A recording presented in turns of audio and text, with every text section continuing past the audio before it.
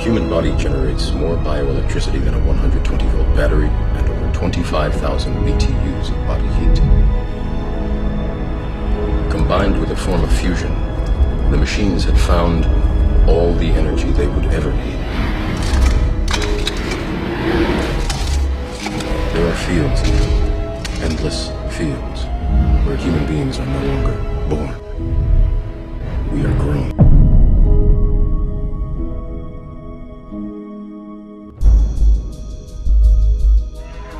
The Big Brother global state, in which there will be a world government, world central bank, world army imposing the will of the world government, world currency, and a microchip population linked to a global computer.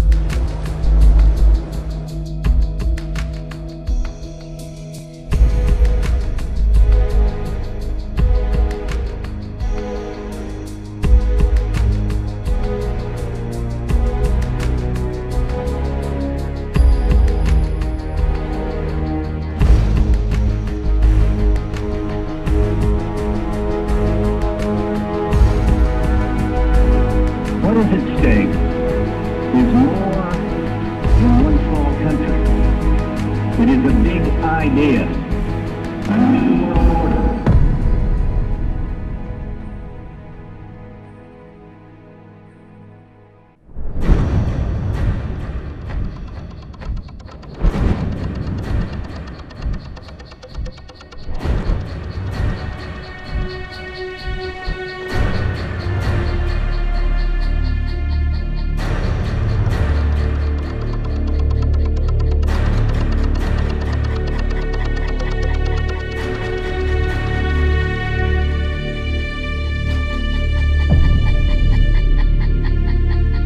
The greatest form of dictatorship is a dictatorship you can't see, touch and taste, that goes under cover stories like democracy and freedom.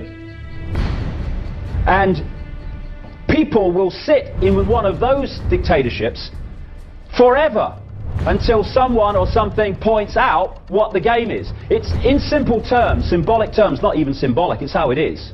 It's sitting in a prison when you can't see the bars, where you think that you're free because you can put a cross on an irrelevant piece of paper every 4 or 5 years to elect in different masks on the same face to continue the same agenda the last lot did.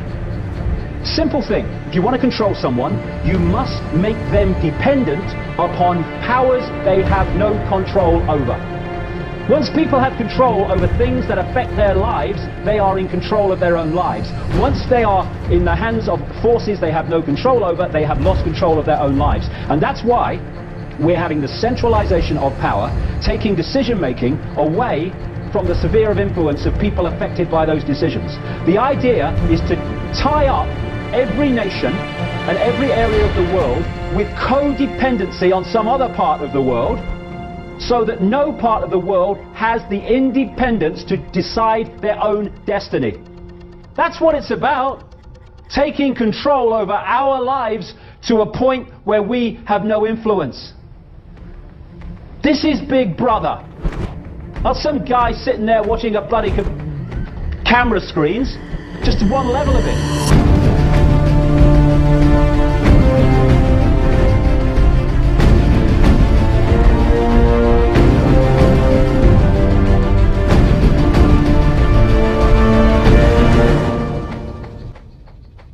In that way, we've really created an empire, but we've done it very, very subtly. It's clandestine. All the empires of the past were built on the military, and everybody knew they were building them. So the British knew they were building them, the French, the Germans, the Romans, the Greeks, and they were proud of it. And they always had some excuse, like spreading civilization, spreading some religion, something like that. But they knew they were doing it. We don't. The majority of the people in the United States have no idea that we're living off the benefits of a clandestine empire. That today there's more slavery in the world than ever before. And then you have to ask yourself, well, if it's an empire, then who's the emperor? Obviously, our presidents of the United States are not emperors. An emperor is someone who's not elected, doesn't serve a limited term, and doesn't report to anyone, essentially. So you can't classify our presidents that way.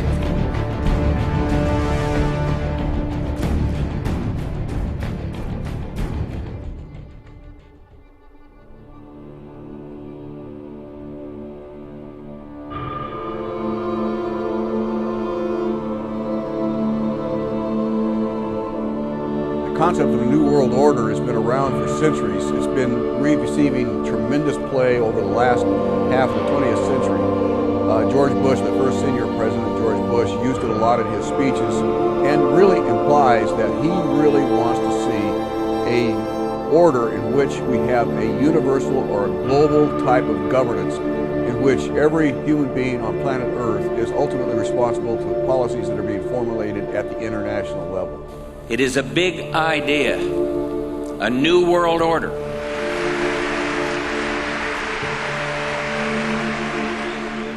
Every form of independence is under attack, with the family and even the individual itself nearing extinction.